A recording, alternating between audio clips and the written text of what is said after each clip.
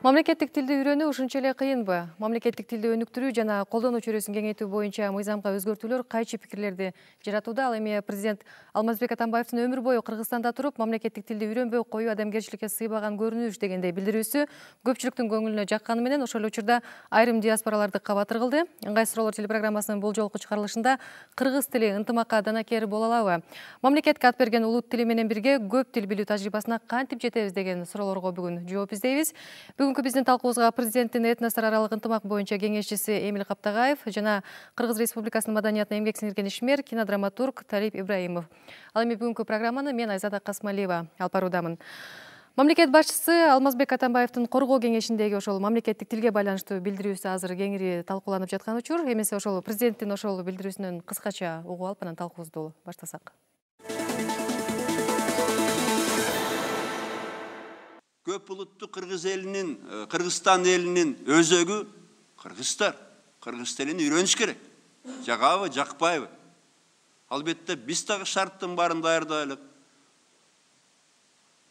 Анан кийин Нарындын айылында делопроизводство кыргызча болсун десек, кесиптин баарына биздин Кыргызстанда жашагандар уялбай, кээ бир саясатчылар чуу чыгарып атат да.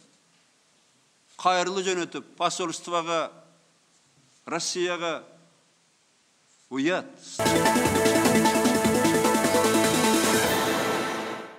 Талип ага, алгачкы суроомду сизге жолдойм. Мамлекет башчысынын негизги бул билдирүүсүн сиздин тааныштарыңыз же болбосо кесиптештериңиз мисалы кандай кабыл алды? Анткени айрым ошол орусча сайттарда кескин каршы кабыл алган пикирлер өкүм сүрүп жатат. Ошондон улам сурап атам сизден. Кандай кабыл алды? Тилди билбес деген уят деген дагы эме болуп атпайбы? Өтө эле категорический императивный формада айтылып атпайбы? Анткени сыйлоо, сүйүү деген бул этический категория. Милдеттүү түрдө деген уже императив болуп атпайбы? Мындай айтканда кыргыз тилин үйрөнүш керек эле ачык айтпайбы? Жөн эле. Анткени императивдүү түрдө эметкен эме. Үйрөнүш керек деп айтты го. Үйрөнүш керек деген эле ачык керек эле. Анын шарт түзөбүз дейт, мындай. Шарт түзгөндө биз багы методический пособие, моундай эмеси бар. Мен шарт деп түшүнгөнүм ал да керек, бирок эң биринчи кичинекей балдардан баштап муундар өзүн жанагы билимди, интеллект мутакчтыгы ошол кыргыз тилинде канааттандырыш керек. Эмил мырза, мына президенттин кеңешчиси катары балким ушундай кескин билдирүү жасоого сизди дагы түркүнчүк болду деген кептер бар да. Мындан бир 4-5 ай мурда ушу биздин Кыргызстанга мына дүйнөдөгү белгилүү саясатчы, мамлекеттик ишмер, мамлекеттик жетекчи мына Малайзиянын премьер-министри баштап мурдагы премьер Махатхир келген. Мына ушул бу хаятта абдан көп киши чогулуп бир 200-300 киши ошол жерде жолугушуу болгондо ошондо мен суроо бергем, атайын суроо бергем да, ушул мынакей Малайзияда малайлар негизги калк 55%-тин тегерегин түзөт. 35% кытайлар, 10% индустар, анан кийин Индонезия, башкалар тайландтыктар болуп, ошо калк ушундай көп улут да алардыкы дагы. Анан ошо Малайзияда бүт эл малай тилин билип сүйлөшөт. Кытайлар да, индусу дагы мамлекеттик тил, мамлекеттик бардык иш-чаралар малай тилинде өтөт. Бул жөнүндө ооба, бир аздан кийин да анан жок, мен ошону суроо бергем да, ушу мынакей биз Кыргызстанда 70%-га жакын кыргызбыз. Ушу мына 20 жылдан ашык эгемендүүлүк болуп эле ошо кыргыз тили мамлекеттик тил деп эле атабыз. Бирок башка улуттун элдери, биздегилер кыргыз тилинде сүйлөгүсү келбейт, тааныбайт.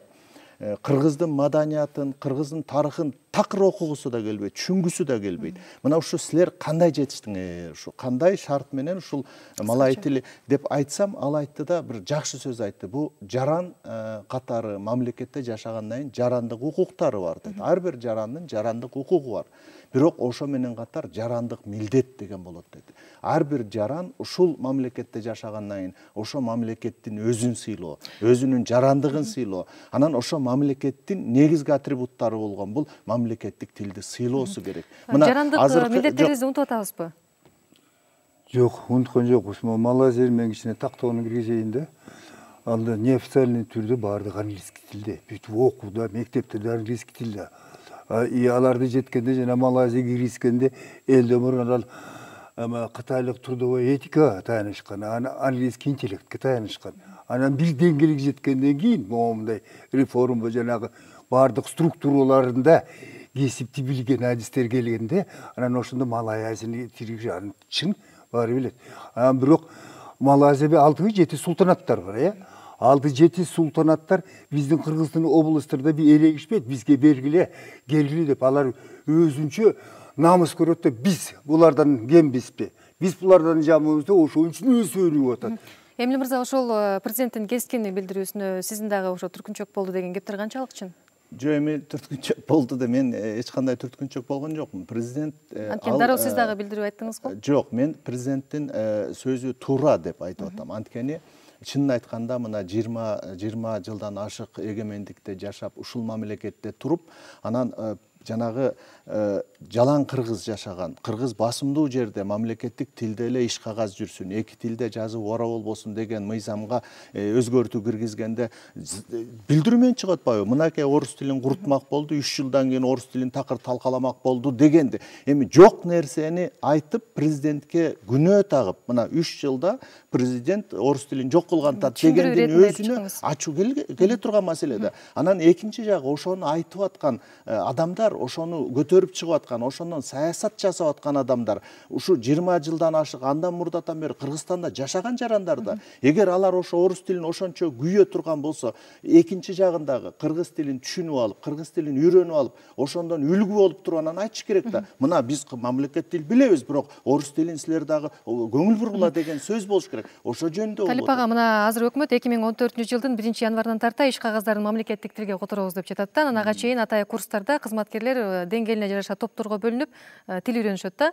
Кыскасы, окуп үйрөнгүсү келгендерге шарт түзүлөт. Андан кийин сынак өткөрүлөт да. Демек, бул адилеттүү эле нерсе болобу? Бир жагынан адилеттүү, экинчи жагынан адилетсиз. Анткени окутуп сынак өткөрүп атат, анан эмнеге алып атат? Сынак өткөрүп атат, бул өзүнчө эле күч менен эметкен эмедей болуп атпайбы? Анан кийин могу кыздар бир тилди окутабыз дегенде күч окутканда мына могу Салижан Жигитовдун китебин чыкты.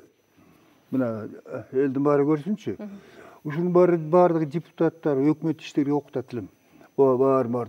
Анан ушул китепти карап отурсам, биздин тил боюнча 93-жылдан бери күйүп бушуп атып, эрте сабырды кылалык, эле бұрын жанагы жаш балдарга баардык окуучу илимий популяр китептер жазып, интеллектуалдын деңгээли көтөрөлүк. Анан эметкенде азыр уят болуп калабыз деп айтып атты. Талип мырза, ошол окутуп, шарт түзүп, андан кийин сынак жарыялап, мисалы, кызматка келген, бул адилеттүү нерсеби? Түз жооп берсеңиз.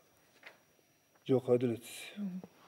Жок, мындай адилетсиз дегенге мындай да. Мына андай болсо, сиз дагы ошол адилетсиз дегендер айтыш керек да.